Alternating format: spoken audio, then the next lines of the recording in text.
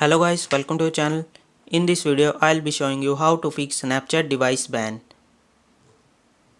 To fix this issue, first you have to do is go to your home screen and now click on settings and now scroll down and find the apps.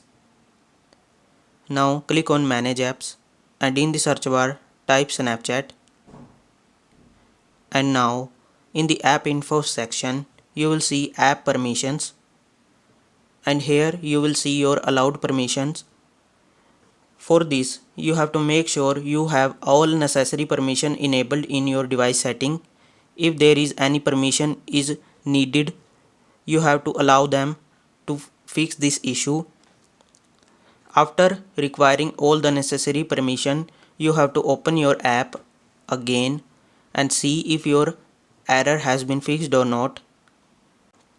If this method is not working for you, you have to open your Snapchat app again and now go to customer support and tell them you are facing this issue.